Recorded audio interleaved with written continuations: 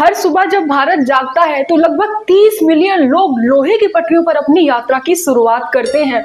लेकिन स्टेशन पर बजने वाली हर सीटी के पीछे, हर टाइम टेबल के पीछे, मालगाड़ी के हर डिब्बे के पीछे छिपी हुई है एक ऐसी व्यवस्था जो न सिर्फ रेलगाड़ियों को चलाती है बल्कि भारत की इकोनॉमी को रफ्तार भी देती है। और आज की वीडियो में हम इसी व्यवस्था को समझने का प्रयास करेंगे। तो चलो फिर शुरू करते हैं।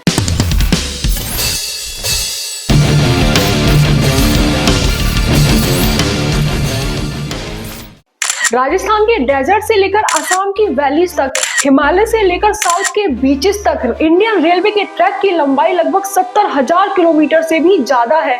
और ये सारे के सारे ट्रैक 7,000 से भी ज्यादा स्टेशंस की मदद से आपस में जुड़े हुए हैं, जिन पर हर रोज 30 मिलियन लोग चलने वाली ट्रेन पर यात्रा करते हैं। लेकिन इतना बड़ा नेटवर्क अपने आप तो ऑपरेट कर नहीं सकता, तो इसीलिए इसको सिस्टमैटिक तरीके से चलाने के लिए पूरे के पूरे रेलवे नेटवर्क को जोन्स में डिवाइड किया जाता है। इंडियन रेलवे न्यू दिल्ली में सिचुएटेड रेलवे बोर्ड के द्वारा गवर्न किया जा सकता है। लेकिन पूरे के पूरे भारत के रेलवे नेटवर्क को क्या एक बोर्ड ऑपरेट कर सकता है? बिल्कुल भी नहीं। इसलिए इसको 19 जोन्स में डिवाइड किया गया है। अब इस डिवीजन के अंदर स्पेसिफिक डोमेन होती है, जैसे operation department, electrical department, mechanical department, civil engineering department, account department, personal department, commercial department, tele and communication department. अलग अलग जोन्स भी कुछ डिजिटल कंट्रोल सिस्टम जैसे रेलेट और फॉइल जैसे सिस्टम की मदद से आपस में कनेक्टेड होते हैं। इंडियन रेलवे इस जोनल आर्किटेक्चर की मदद से दो तरीके की ट्रेन ऑपरेट करता है, पैसेंजर ट्रेन, कार्गो ट्रेन।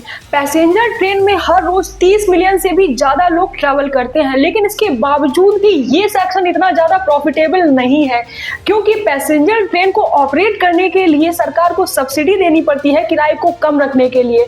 तो पैसेंजर ट्रेन से जो रेवेन्यू आता है वो मात्र 30% है, जबकि कार्गो ट्रेन से 60 से 70% तक रेवेन्यू आता है। तो आप ये कह सकते हैं कि कार्गो ट्रेन ही है जो इंडियन रेलवे को प्रॉफिटेबल बनाती है और ये इंश्योर करती है कि जो पैसेंजर है वो कम दाम पर अपनी यात्रा को कंप्लीट कर सके। क्योंकि पैसेंजर ट्रेन रेलवे का लॉस कराती है, वहीं कार्गो ट्रेन इसी लॉस को कवर करने का प्रयास करती हैं। और इसी वजह से इंडियन रेलवे का ऑपरेटिंग एक्सपेंस 96 से 98 पैसे के बीच में है।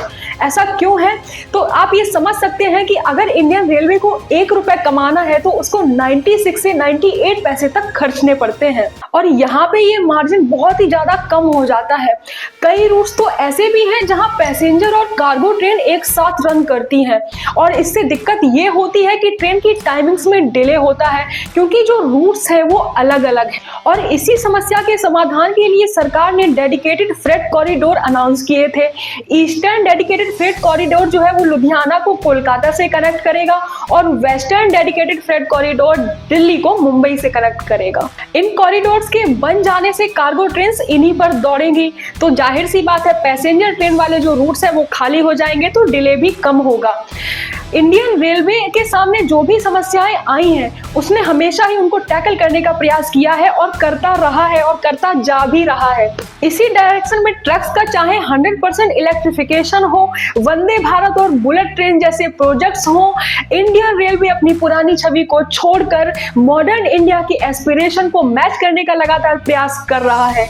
लेकिन क्या रेलवे ऐसा कर पाएगा? ये तो वक्त ही बताएगा। फिलहाल के लिए इस वीडियो में इतना ही। तो अगर आपको इंडियन रेलवे की ये व्यवस्था का वीडियो पसंद आया हो तो इसको एक इंसान के साथ में तो जरूर शेयर करना है, जो कि आपको पता ही है। तो मिलते हैं आपसे नेक्स्ट वीडियो में। राधे राधे सभी को। Thank you so very much.